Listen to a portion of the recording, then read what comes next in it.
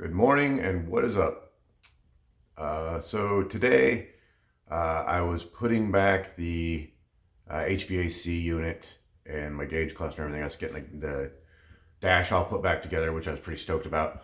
Um, like I say in my previous videos, I'm ready to get the interior back together.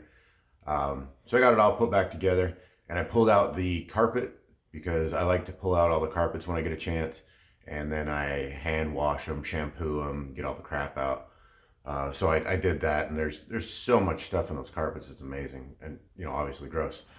But one thing I noticed when I was cleaning that carpet is there was kind of a slimy feel.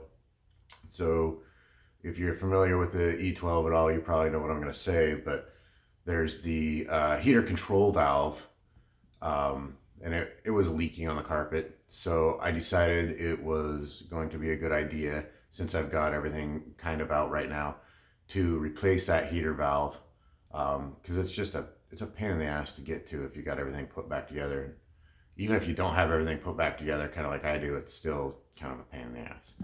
So if you haven't dealt with it, what we're dealing with, I just pulled the whole heater box out. This is the valve right here. So this is off my spare parts car, but see, there's these. Well, I tried to pull this valve off, but there's a nut right here. Usually, this one broke off. There's a nut back here. There's a nut under here. So you got to imagine this thing's deep into your car, and you're up underneath by the pedals, and you're trying to remove this piece here. So in my opinion, man, you just pull the whole heater box. So this is the defective unit. More specifically, here's the one that came out of my car. Here's those 4 screws that are hidden, but it leaks out of this little area here. See if I can run this with one hand, but this thing turns. See that thing turns. So I suppose there's like an O-ring in here or something that wears out, and it's like, if you're kind of like interested in how it works. So when you turn it, that's the heater valve's full open. I need 3 hands. Let me turn this. So I just turned the valve. See how it's fully closed now? So now it doesn't let any coolant pass through. Pretty simple design. These little things are hooked up to your dash, so it just turns that, and it just makes it hot or cold, obviously. So anyway, yeah, this thing here has to spin over and over and over, and I think there's an O-ring in there. It's just dead. And if you take a look at this unit, there's just really nothing to take apart. I was thinking about cutting it open to see if I could get in here to get this O-ring, but I don't know. The problem with cutting it open, obviously, is that you gotta make it so it goes back together. And I suppose you could probably like JB weld it or something. I don't know, but anyway, the point is I don't want to deal with this thing again, because you got to take pretty much your whole dash apart. You don't have to take the dash apart. You got to take the center console apart, and then you got to take this heater box out. So I don't want to screw with it. But anyway, it's like 1 step forward, 3 steps back. But this is a good thing. That's kind of what I wanted to talk about. Is working on cars is just this is how it goes. Sometimes you got to fix more stuff than you thought, and that's where I'm at. But the reason it's a good thing is because I tore my heater box, and I mean it's still old and everything, but I was able to lube up all my connections. I cleaned everything up. I took the heater core out, which you just split this thing down the middle, and I took my heater core out. It's full of pine needles and leaves and all sorts of crap. I was able to like clean all the fins out of the heater core. So it's going to be legit. It's going to be a good running machine. Everything will be cleaned up. And then on top of that, I had to take out, let's see if I can get the, so I took out my fan, and this thing was a little bit hesitant to turn. So it's nice. All you got to do to kind of get these things going most of the time is just spray a little WD-40 in here where your bearings sit, and it frees those up pretty good. So I've been soaking this thing in WD-40, and it's pretty loose now. So I think that was a great idea.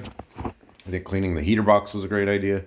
And then the panel that goes in the engine compartment had a bunch of overspray on it. And, you know, I said like this guy that sold it to me basically spray painted everything black to make it look new.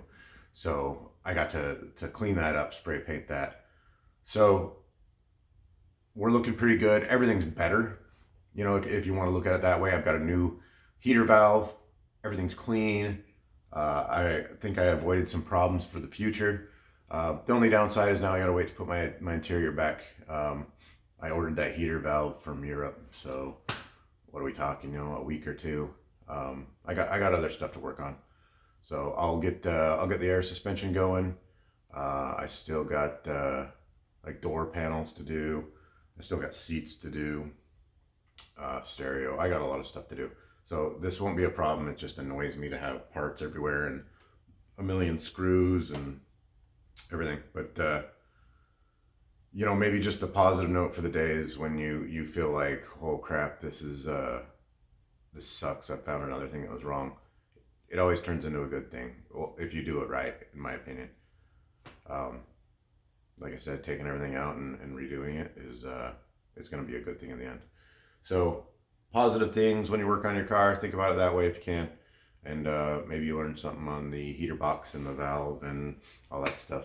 Oh, I guess while I'm talking about that, so if you look at the heat, it'll actually have the part number like a lot of BMW stuff does.